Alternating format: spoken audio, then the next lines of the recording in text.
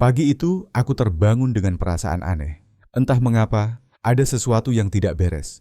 Aku meraih ponselku dan melihat ada 17 panggilan tak terjawab dari sepupuku, Tini. Jantungku berdegup kencang.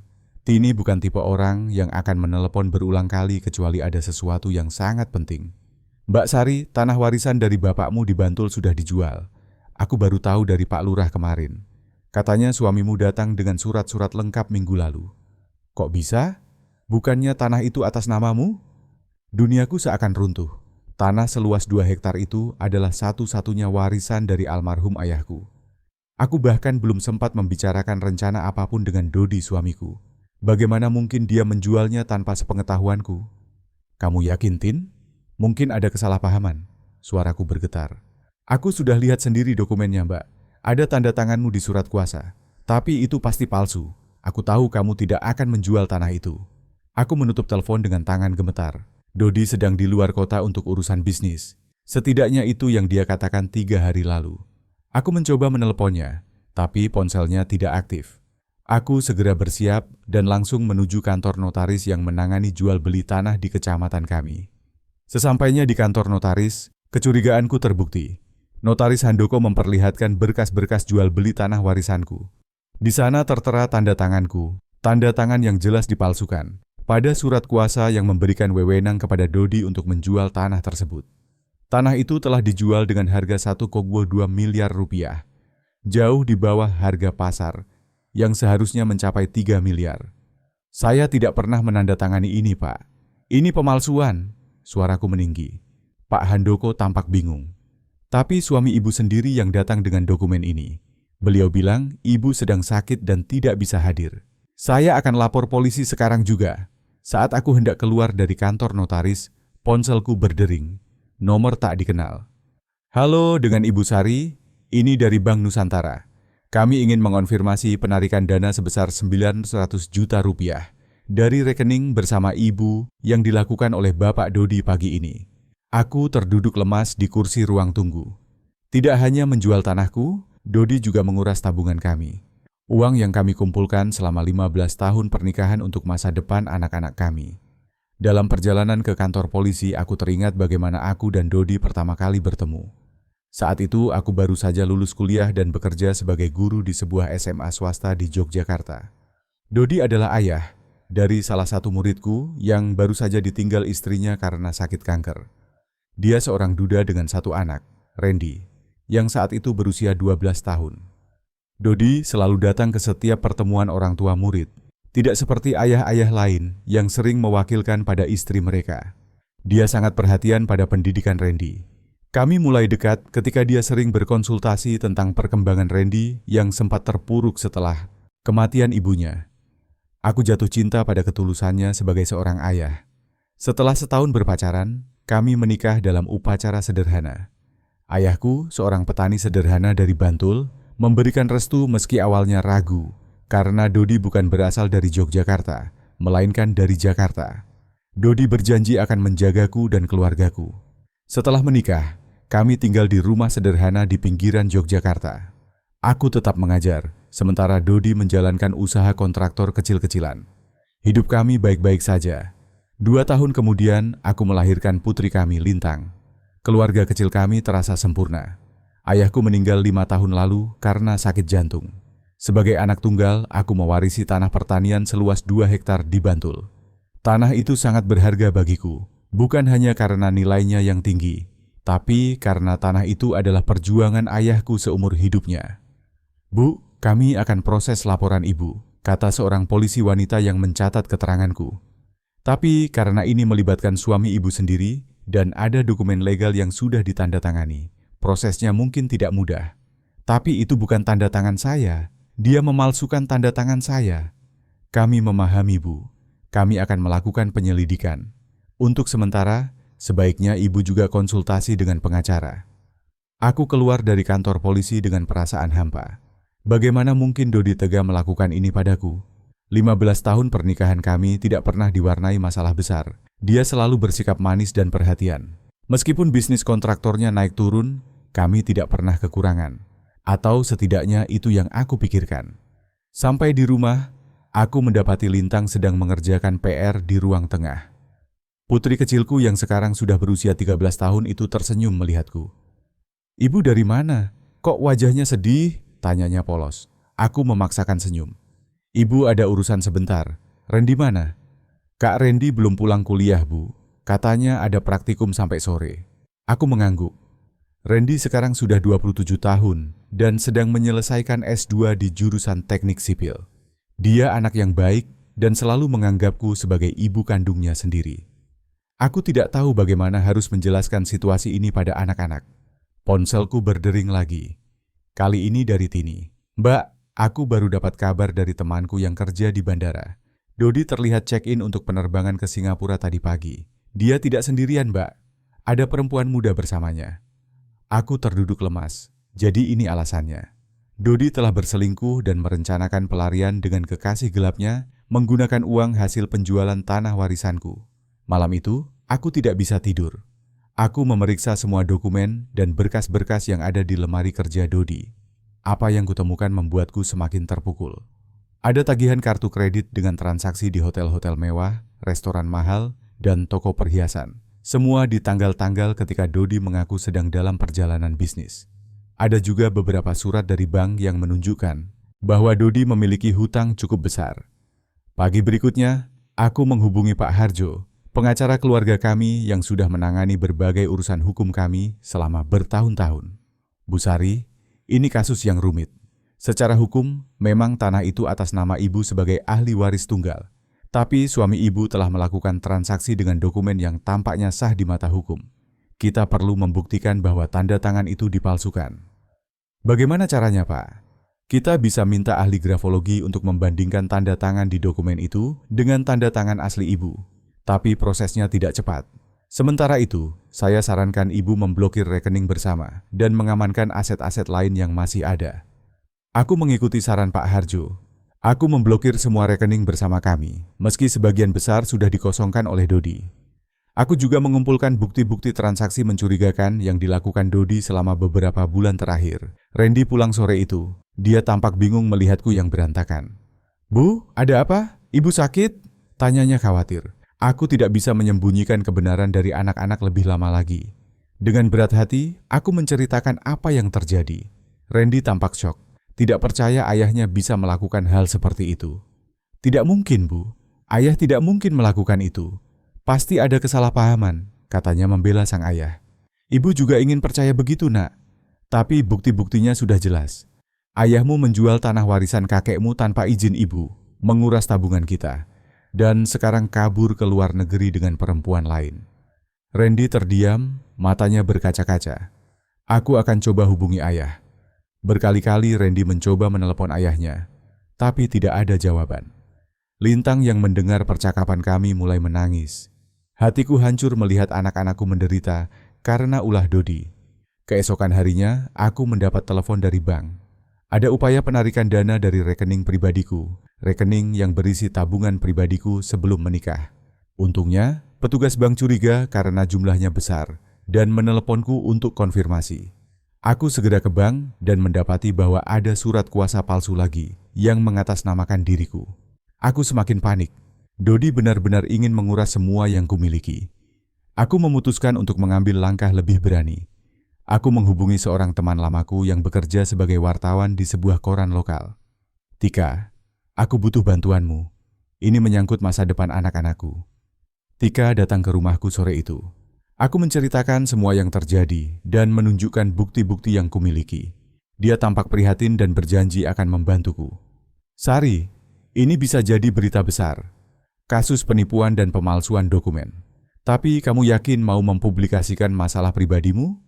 Ini akan jadi konsumsi publik." "Aku sudah tidak punya pilihan lain, Tika. Polisi bilang prosesnya akan lama. Sementara Dodi bisa saja menghabiskan semua uang itu dan menghilang selamanya. Anak-anakku akan kehilangan masa depan mereka." 2 hari. Kemudian, kisahku muncul di halaman depan koran lokal dengan judul besar, "Guru honorer jadi korban penipuan suami sendiri. Tanah warisan dijual tanpa izin, tabungan dikuras." Artikel itu memuat detail kasus pemalsuan dokumen yang dilakukan Dodi, termasuk foto tanah warisan yang kini telah berpindah tangan. Berita itu menyebar dengan cepat. Stasiun televisi lokal menghubungiku untuk wawancara. Media online juga ikut memberitakan. Dalam waktu seminggu, kasusku menjadi perbincangan nasional. Banyak orang yang simpati dengan situasiku sebagai guru honorer yang telah mengabdi selama bertahun-tahun namun dikhianati oleh suami sendiri. Tekanan publik membuat pihak kepolisian mempercepat penyelidikan. Ahli grafologi yang ditunjuk memastikan bahwa tanda tangan di surat kuasa itu palsu. Bank juga mengeluarkan bukti-bukti transaksi mencurigakan yang dilakukan Dodi. Sementara itu, pembeli tanah warisanku, seorang pengusaha hotel, merasa tertipu dan mengajukan gugatan terhadap Dodi. Dia mengklaim tidak tahu bahwa transaksi itu dilakukan tanpa persetujuanku yang sah. Suatu malam, saat aku sedang menyiapkan makan malam untuk anak-anak, ponselku berdering. Nomor asing. "Halo," jawabku ragu. "Sari, ini aku, Dodi." Jantungku berdegup kencang. Setelah hampir 2 minggu menghilang, akhirnya dia menghubungiku. "Kamu puas sekarang? Mempermalukanku di depan semua orang? Menghancurkan reputasiku?" Suaranya penuh amarah. "Kamu yang menghancurkan keluarga kita, Dodi. Kamu yang menjual tanah warisanku tanpa izin. Kamu yang menguras tabungan anak-anak kita. Kamu yang lari dengan perempuan lain." Aku balas berteriak. "Kamu tidak mengerti. Aku terlilit hutang. Aku butuh uang itu untuk membayar hutang-hutangku. Aku berniat mengembalikannya nanti. Dengan cara kabur ke Singapura bersama perempuan lain? Jangan bohong lagi, Dodi. Polisi sudah punya semua buktinya. Kamu akan ditangkap begitu kembali ke Indonesia." Dodi terdiam sejenak. "Dengar, kita bisa bicarakan ini baik-baik. Aku akan pulang dan kita selesaikan masalah ini sebagai keluarga. Jangan libatkan polisi dan media. Terlambat, aku sudah tidak bisa mempercayaimu lagi." Aku menutup telepon dengan tangan gemetar. Randy yang berdiri di ambang pintu dapur menatapku dengan mata sedih. "Itu ayah?" tanyanya pelan. Aku mengangguk. "Ayahmu ingin kita mencabut laporan polisi dan menyelesaikan masalah ini secara kekeluargaan. Dan ibu tidak mau?" "Bukan begitu, Nak. Tapi ayahmu sudah melakukan kejahatan. Dia memalsukan tanda tangan ibu, menjual tanah warisan kakekmu, dan menguras tabungan kita. Itu bukan masalah keluarga biasa." Randy duduk di kursi makan, wajahnya terlihat lelah. "Aku tidak tahu harus berpihak pada siapa. Dia tetap ayahku, Bu." "Ibu mengerti, Nak. Ibu tidak pernah memintamu untuk membenci ayahmu. Tapi ibu harus melakukan ini untuk melindungi masa depan kalian." Keesokan harinya, aku mendapat kabar mengejutkan. Dodi tertangkap di bandara saat mencoba kembali ke Indonesia. Rupanya, pemberitaan media yang masif membuat imigrasi lebih waspada. Dia dibawa ke kantor polisi untuk diinterogasi. Pak Harjo meneleponku untuk memberikan update. "Bu Sari, suami ibu sudah ditahan. Dia mengakui semua perbuatannya. Ternyata dia memang terlilit hutang judi yang sangat besar. Uang dari penjualan tanah dan tabungan itu sebagian besar untuk membayar hutang-hutangnya. Lalu bagaimana dengan perempuan yang bersamanya ke Singapura? Itu rekan bisnisnya yang juga terlibat dalam skema penipuan ini. Mereka berencana memulai bisnis baru di Singapura dengan sisa uang yang ada." Aku terduduk lemas. Jadi Dodi tidak hanya mengkhianatiku secara finansial, tapi juga terlibat dalam skema penipuan yang lebih besar. Entah berapa banyak orang yang telah dia tipu. "Lalu bagaimana dengan tanah saya, Pak? Apakah bisa kembali?" "Itu yang ingin saya sampaikan, Bu. Pembeli tanah itu, Pak Suryo, bersedia membatalkan transaksi jual beli setelah tahu bahwa itu dilakukan tanpa persetujuan Ibu. Dia hanya meminta uang yang sudah dibayarkan dikembalikan. Tapi uangnya sudah dihabiskan Dodi, Pak." "Ya, itulah masalahnya. Tapi Pak Suryo menawarkan solusi. Dia bersedia mengembalikan tanah itu kepada ibu, tapi dengan syarat ibu menjual sebagian tanah itu kepadanya dengan harga pasar yang wajar untuk membangun hotel butiknya. Sisanya tetap milik ibu." Aku berpikir sejenak. Itu tawaran yang cukup adil. Setidaknya aku bisa mendapatkan kembali sebagian tanah warisan ayahku. "Saya setuju, Pak. Tolong atur pertemuannya." 3 hari kemudian, aku bertemu dengan Pak Suryo di kantor Pak Harjo. Dia seorang pengusaha paruh baya yang tampak berwibawa. "Bu Sari, saya minta maaf atas situasi ini. Saya benar-benar tidak tahu bahwa transaksi itu dilakukan tanpa persetujuan Ibu. Suami Ibu datang dengan semua dokumen yang tampak sah.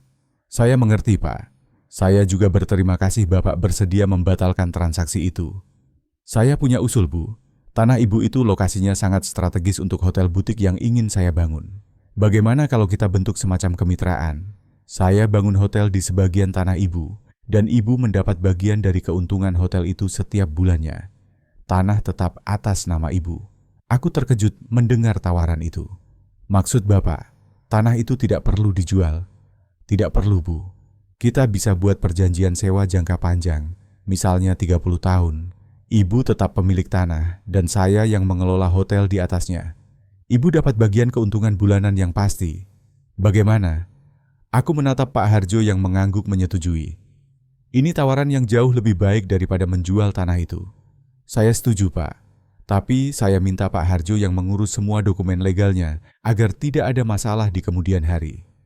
Tentu, Bu. Saya juga ingin semuanya transparan dan legal. Sementara urusan tanah mulai menemui titik terang, proses hukum terhadap Dodi terus berlanjut. Dia didakwa dengan pasal pemalsuan dokumen dan penipuan. Pengacaranya mencoba bernegosiasi untuk keringanan hukuman, tapi bukti-bukti yang ada terlalu kuat. Suatu hari, aku menerima surat dari Dodi dari tahanan. Tulisan tangannya yang dulu ku kenal rapi kini tampak berantakan. Sari, maafkan aku. Aku tahu permintaan maafku mungkin tidak berarti apa-apa lagi bagimu. Aku telah menghancurkan kepercayaanmu, mengkhianati cinta kita, dan merusak keluarga kita. Tidak ada pembenaran untuk apa yang kulakukan.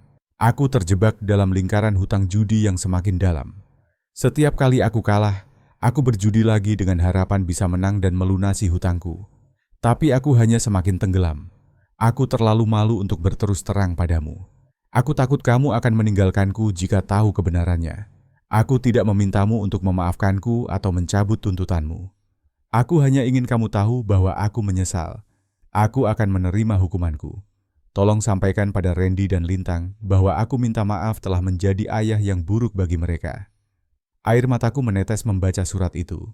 Betapa mudahnya semua ini bisa dihindari jika saja Dodi jujur padaku sejak awal. Kami bisa mencari solusi bersama, tapi dia memilih jalan pintas yang menghancurkan segalanya. Proses pengadilan berjalan cepat. Dengan semua bukti yang ada dan pengakuan Dodi sendiri, dia dijatuhi hukuman penjara selama 5 tahun dan denda 500 juta rupiah. Sebagai istrinya, aku juga harus menanggung sebagian tanggung jawab untuk melunasi hutang-hutangnya kepada para kreditur. Kehidupan kami berubah drastis. Aku harus menjual mobil dan beberapa perhiasan untuk melunasi sebagian hutang Dodi. Kami juga pindah ke rumah yang lebih kecil untuk menghemat biaya. Untungnya, kerjasama dengan Pak Suryo berjalan lancar. Hotel butiknya mulai dibangun di sebagian tanah warisanku, dan aku mendapat uang muka yang cukup besar sebagai bagian dari perjanjian. Randy sempat putus asa dan ingin berhenti kuliah untuk bekerja membantu ekonomi keluarga. Tapi aku melarangnya keras. Pendidikanmu adalah prioritas, nak. Ibu masih bisa bekerja. Dengan penghasilan ibu dan uang dari kerjasama dengan Pak Suryo, kita akan baik-baik saja. Lintang, meski masih remaja, menunjukkan kedewasaan yang mengejutkan.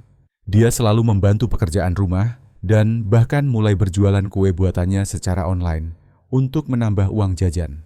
6 bulan setelah Dodi dipenjara, aku menerima undangan untuk mengunjunginya. Awalnya aku ragu, tapi Randy meyakinkanku bahwa ini penting untuk proses penyembuhan keluarga kami. Dodi tampak jauh lebih kurus dari terakhir kali aku melihatnya. Matanya cekung dan rambutnya mulai beruban. Dia tersenyum lemah melihatku. Terima kasih sudah datang, Sari. Randy yang memintaku untuk datang, jawabku datar. Bagaimana kabar anak-anak? Mereka baik-baik saja, lebih baik dari yang kau kira. Randy tetap melanjutkan S2-nya. Lintang juga tumbuh menjadi gadis yang tangguh. Dodi mengangguk, matanya berkaca-kaca. Aku dengar kau berhasil mendapatkan kembali tanah warisanmu dan bahkan membuat kesepakatan bisnis yang menguntungkan. Ya, untungnya Pak Suryo adalah orang yang baik dan mengerti situasiku. Aku senang mendengarnya. Dodi terdiam sejenak. Sari, aku tahu ini mungkin tidak berarti apa-apa, tapi aku benar-benar menyesal. Aku telah mengikuti program rehabilitasi kecanduan judi di sini. Aku baru menyadari betapa parahnya kondisiku. Aku menatapnya tanpa ekspresi. Lalu, aku tidak memintamu untuk kembali padaku atau memaafkanku. Aku hanya ingin kau tahu bahwa aku sedang berusaha memperbaiki diri. Aku ingin menjadi ayah yang lebih baik untuk Randy dan Lintang, meski dari balik jeruji. Mereka memang masih membutuhkanmu sebagai ayah, Dodi. Tapi aku tidak tahu apakah aku masih bisa mempercayaimu sebagai suami. Aku mengerti. Aku hanya berharap suatu hari nanti, entah kapan, kau bisa memaafkanku. Bukan untuk kembali, tapi agar kau bisa melanjutkan hidupmu tanpa kebencian.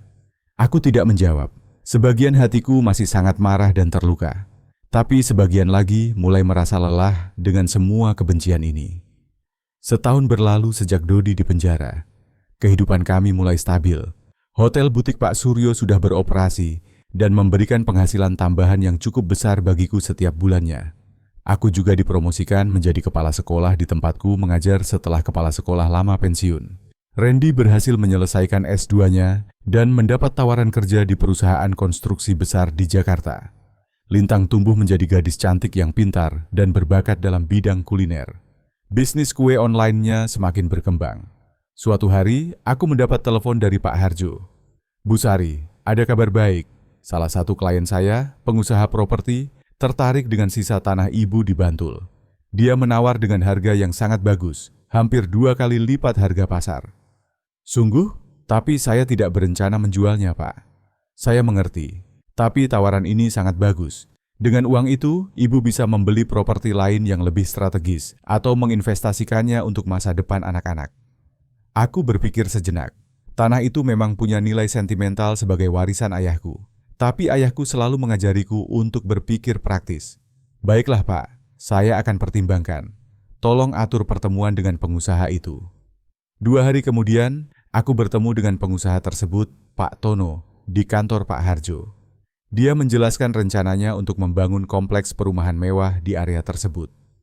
Bu Sari, lokasi tanah ibu sangat strategis. Dengan akses mudah ke jalan utama dan pemandangan yang indah, ini akan jadi lokasi perumahan premium.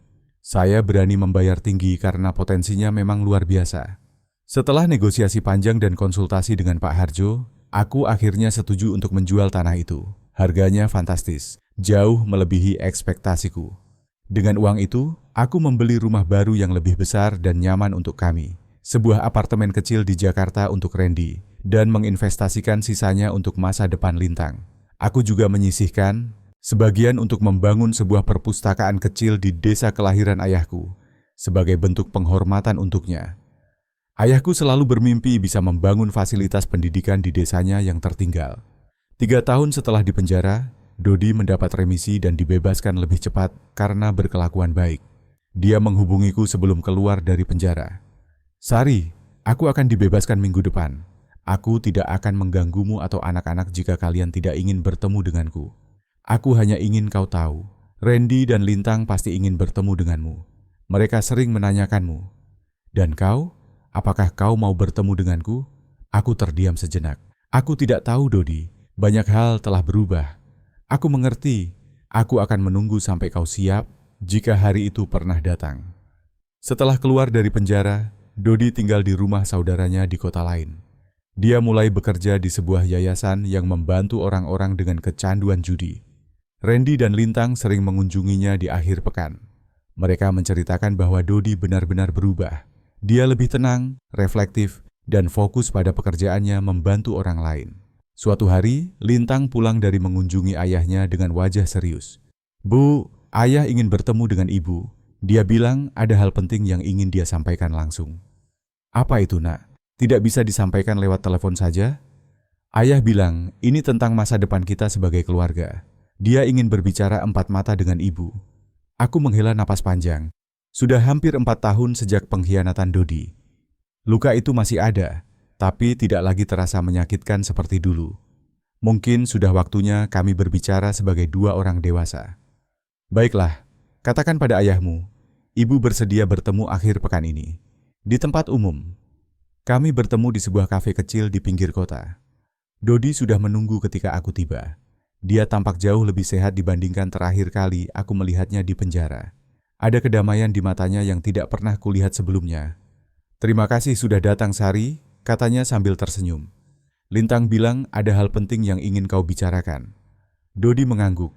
Ya, pertama aku ingin berterima kasih karena kau telah membesarkan anak-anak dengan sangat baik selama aku tidak ada. Mereka tumbuh menjadi orang-orang yang luar biasa. Itu kewajibanku sebagai ibu mereka. Kedua, aku ingin kau tahu bahwa aku telah mengumpulkan uang selama bekerja di yayasan. Tidak banyak, Tapi aku ingin memberikannya padamu sebagai bentuk tanggung jawabku atas hutang-hutang yang pernah kubuat. Kau tidak perlu melakukan itu, Dodi. Aku sudah melunasi semua hutangmu. Keluarga kita sudah baik-baik saja secara finansial. Aku tahu, tapi ini prinsip, Sari. Aku harus bertanggung jawab atas perbuatanku. Aku menatapnya, mencari tanda-tanda kebohongan seperti dulu. Tapi yang kulihat hanya ketulusan. Dan yang ketiga, yang paling penting, Dodi menarik napas dalam-dalam. Aku ingin meminta maaf sekali lagi dengan sepenuh hatiku atas semua yang telah kulakukan padamu dan keluarga kita. Aku tahu kata maaf saja tidak cukup, dan aku tidak berharap kau akan memaafkanku. Tapi aku ingin kau tahu bahwa aku benar-benar menyesal, dan aku telah berusaha keras untuk berubah. Air mataku menetes tanpa bisa kutahan. 4 tahun penuh kebencian dan sakit hati. Dan kini di hadapanku duduk seseorang yang tampaknya benar-benar menyesali perbuatannya. Dodi, aku tidak tahu apakah aku bisa memaafkanmu sepenuhnya. Tapi aku sudah tidak membencimu lagi. Itu terlalu melelahkan. Itu sudah lebih dari cukup bagiku, Sari. Aku tidak berani meminta lebih. Lalu apa rencanamu selanjutnya? Aku akan tetap bekerja di yayasan. Mereka menawariku posisi tetap sebagai konselor. Aku juga ingin lebih dekat dengan anak-anak, jika kau mengizinkan. Tentu saja, mereka membutuhkan ayah mereka. Dodi tersenyum, matanya berkaca-kaca. Terima kasih, Sari. Kau selalu menjadi wanita yang luar biasa. Aku bodoh telah menyia-nyiakan cintamu. Kami berbincang lebih lama tentang anak-anak, tentang kehidupan kami masing-masing selama 4 tahun terakhir, tentang pelajaran hidup yang kami dapatkan dari ujian berat ini. Untuk pertama kalinya sejak pengkhianatan itu, aku merasa damai. Setahun kemudian, aku resmi bercerai dari Dodi. Itu keputusan yang kami ambil bersama, dengan kesadaran bahwa hubungan kami sebagai suami istri sudah tidak bisa diperbaiki.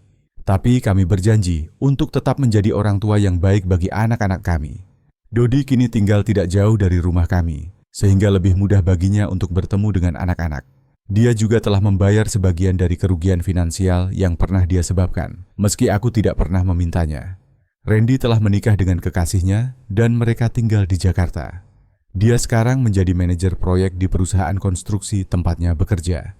Lintang melanjutkan kuliah di jurusan Tata Boga dan bisnis kuenya semakin berkembang.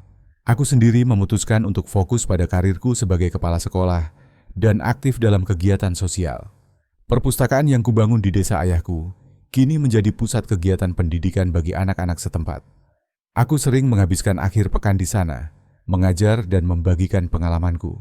Suatu hari, saat aku sedang merapikan berkas-berkas lama di lemari, aku menemukan album foto pernikahan kami. Aku membukanya perlahan, melihat wajah-wajah bahagia kami di hari yang penuh harapan itu.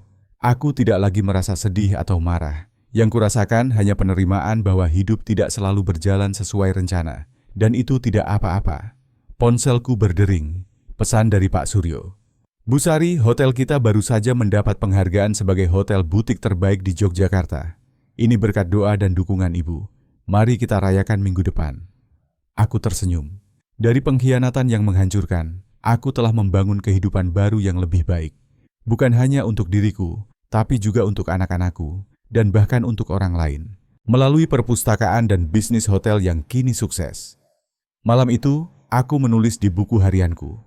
5 tahun lalu, ketika tanah warisanku dijual tanpa izin dan tabunganku dikuras, aku pikir hidupku telah hancur. Aku tidak pernah membayangkan bahwa dari kehancuran itu, aku akan menemukan kekuatan yang tidak pernah kutahu ada dalam diriku. Aku belajar untuk berdiri tegak, melawan ketidakadilan, dan membangun kembali hidupku dari puing-puing.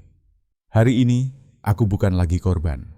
Aku adalah penyintas yang telah menemukan kebahagiaan dan kedamaian dalam perjalanan yang tidak pernah kurencanakan. Dan untuk itu, meski terdengar aneh, aku harus berterima kasih pada badai yang nyaris menenggelamkanku. Tanah warisan ayahku mungkin sebagian telah berpindah tangan, tapi warisan sesungguhnya dari ayahku.